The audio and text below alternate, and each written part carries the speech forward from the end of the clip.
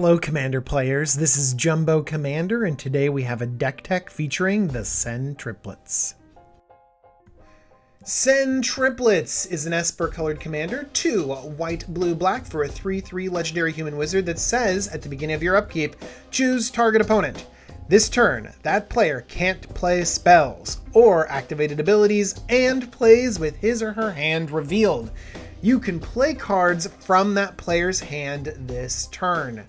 Sen Triplets is a wonderful control commander that lets you use all of your ramp, all of your control elements to play your opponent's threats. Ooh, Sen Triplets is really fun. It's always great to steal your opponent's toys. So let's see how we can best support Sen Triplets in this commander deck. First off, we want everything to be ours. We want to take everything from your hand and claim it for our own. So if we're taking all of your stuff with Sen Triplets, we don't mind if we happen to give you an extra card with Jace Beleren, or maybe even a Temple Bell. And we are going to want to have a control strategy, but if we happen to give you an extra card by casting Arcane Denial, that's okay too. So we're okay giving you a few resources as long as we have access so we can play them instead of you. This section is all about stealing your opponent's stuff, and a new card is awesome for it, Gonti, Lord of Luxury. I love this because your opponent doesn't get to know as you peel the top 4 cards off their library and pick one to cast later, no matter what happens to Gonti. My favorite move is you look at the top 4 and you go through them, and then your eyes get really big at one of them, and then you slam it down and give them the other 3 back. And then you can see the gears in your opponent's brain turning like, oh my gosh, what card out of my library did they take? And then you just kind of have that spell there. I think it's spectacular. But what's a little bit better than choosing the best spell out of a top 4 is choosing the best spell out of their entire library. Praetor's Grasp is a demonic tutor for their deck. I love it. Now, sometimes Praetor's Grasp can be a little bit limited because you have to have the mana to be able to cast the spell that you take. But this deck is set up to have all sorts of colors of mana. Sen Triplets needs the colored mana to take advantage of your opponent's hand, so we have the mana for cards like Praetor's Grasp. I love the ability to find an answer for an opponent in their own deck. Oh, so cool. Blatant Thievery will just steal something from each one of your opponents, like an owl with a creepy hand. And Expropriate is a new version. I know it costs 2 more mana, but it has built-in time walks and gives you a very interesting political lean. I like it a lot. Then there's Mind's Dilation. This is a card. Whenever your opponents cast their first spell each turn, you just get to cast a card just right off the top of their library. Like you do in Commander. I mean, just crazy stealing everyone's stuff. And Fairy Artisans will generate an artifact creature whenever your opponents cast creature spells. Now, you only get to keep one of them at a time, so it's not like you get to generate an infinite amount of these copies of your opponent's creatures. But you get all those sweet enter the battlefield abilities. I've got 2 primordials for you, Diluvian and Sepulchral. The Diluvian one lets you cast spells from your opponent's graveyard, and Sepulchral lets you animate their creatures. Very powerful and inexpensive avatars. Bribery is a classic, take their best creature and put it into play. Acquire, take their best artifact and put it into play. Knowledge Exploitation, take their best instant or sorcery card and just plain old cast it. We don't get to take advantage of this Prowl unless we have Gonti and then everything is magical. Just imagine, you steal a card from them with Gonti, then you attack, they're like, ugh, Death Touch, and they don't block and you knowledge exploitation it? I want to do that so badly. Please. Colored mana is going to be critical in this deck because we want to be able to cast the spells we steal with Sen Triplets. Prismatic Geoscope and Gilded Lotus will tap for 3 mana of any color. Here are a pair of 3 mana rocks for ramp and fixing. Actually, Coalition Relic is great. Let's say you play it on turn 3, it can ramp you to 6 mana on turn 4, which is pretty cool. Microsynth Lattice is a very powerful and dangerous card. Turning everything into artifacts has some crazy shenanigans with it. But in this deck, it has the added benefit of being able to spend mana as though it were mana of any color. That's the powerful thing which lets you play your opponent's spells. And trust me, if you want to start throwing in things to combo with Microsynth Lattice, be my guest. I'm also interested in Gemstone Array, which lets you save up mana and then turn it into any color.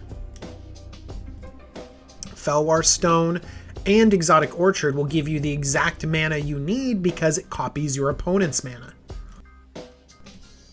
Celestial Dawn turns everything into plains. It's really weird, but it lets you spend white mana as though it were mana of any color. And Chromatic Lantern just solves all your problems, turning your lands into tap for anything. Okay, this is at its heart a control deck, so we need to make sure that we have enough of the control strategies in place to win. First up is Counterspell. That's it, just Counterspell. Just kidding. This deck is going to be filled with counterspells. Actually, Remand is not a very powerful card in Commander because we have so much mana. The tempo isn't really a big advantage. But in this deck, I love it so much because you can remand a spell back to an opponent's hand and they're like, oh, fine, they're frustrated a little bit. And then you might be able to Sen Triplets, steal that card, and cast it before they have a second chance to. I know it's a little bit optimistic, I know, but I really want to perform that play. So instead of a traditional counterspell, I'm going to run Remand. Next up, Disallow, a new card that is so flexible, so powerful, and just countering a spell for 3 is fine. Mystic Confluence is also very powerful. Added benefit of this counterspell, being able to bounce creatures to their owner's hand. You could bounce a creature and then, with your Sen Triplets, cast it for yourself. Ooh. One of the themes of this deck is to play with your opponent's spells and cast their cards for them. So a card like Insidious Will, which is a counterspell, but also has the added mode of changing a target, is very satisfying. Same thing with Spelljack, which allows us to take control of their spell, Imp's Mischief, changing a target, or Misdirection, which also changes a target. You can also include spells like Desertion, where you can counter it and then get the creature or artifact for yourself. I like all of these sneaky ways of disrupting your opponent, but also using their own deck against them. We need to do a little bit more controlling of this board, and we can do so with a few very powerful lands like Glacial Chasm, which at the cost of just a couple life every turn, you know, the cumulative upkeep, it's like interest on your credit card. It's fine, don't worry about it. But it's totally fine, it'll protect you from everything. Or Maze of Ith, which just kind of neutralizes their biggest threat.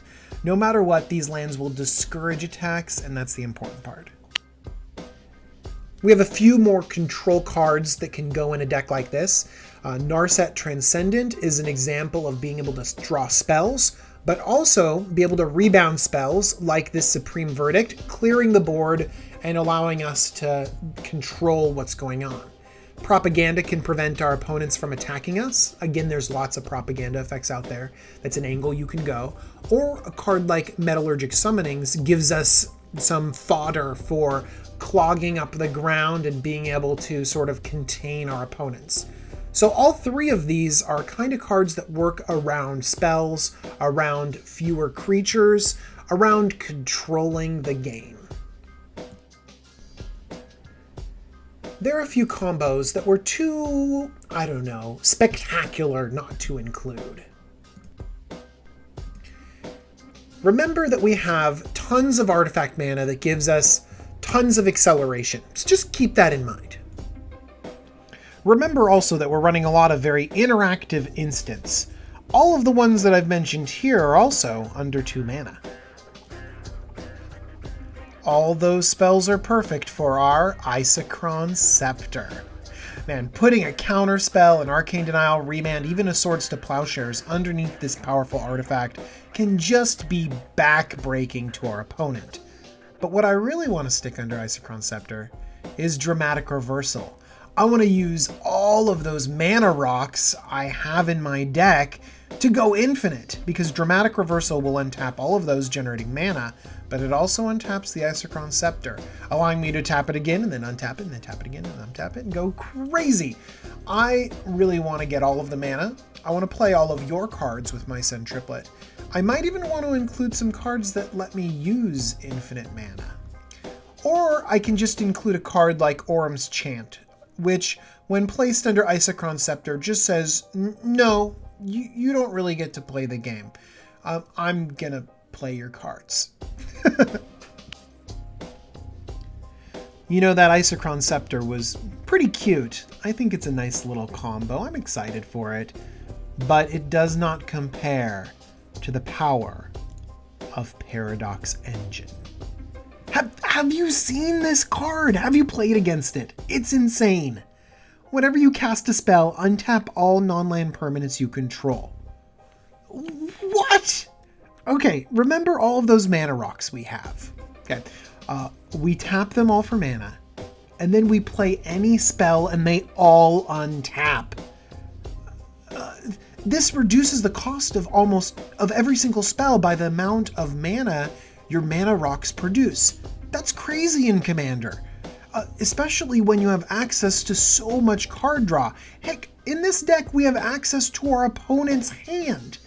I mean, all we have to do is reach a critical mass of artifact mana and we can just capsize our opponent's boards back to their hand. We just need 6 or more. In fact, buyback is going to be insane with this. Look into all of those buyback spells. It'll be so easy to go infinite. You're going to want to look at cards that win the game if you have infinite mana, like Blue Sun Zenith. And actually, Paradox Engine could just be value. You tap all your artifacts, you play something silly like a Ponder, you refill your hand a little bit, and all of your artifacts untap. You floated a ton of mana.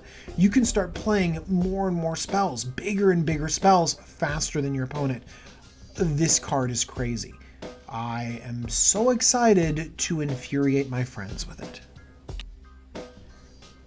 That has been my Sen Triplets EDH deck. Now there's a lot more building for you to do. That whole category where we talked about control, that needs to be filled out with whatever strategy you want to employ. I suggest a lot of spells, a lot of counter spells, a lot of playing things at instant speed so that we can focus our own turn on playing our opponent's spells. One thing you have to realize as well is that we might need to protect our Sen Triplets because it's going to draw a little bit of hate. I think that some really important advantages are playing at instant speed, allowing your opponent's boards to kind of develop and then controlling them. I think that this deck also is going to require a lot of politics. So have fun tinkering with it. I hope you enjoyed some of the infinite combos and some of the key pieces that make Sen Triplets run. This has been Jumbo Commander with another Commander deck tech. I'm so happy that you guys joined me to watch Sen Triplets do some crazy stuff. If you liked this video and want to see more, please subscribe to my channel. I would really like it. It makes me happy. And I'd also really like to talk to you guys in the comments. Thanks a bunch. See you later.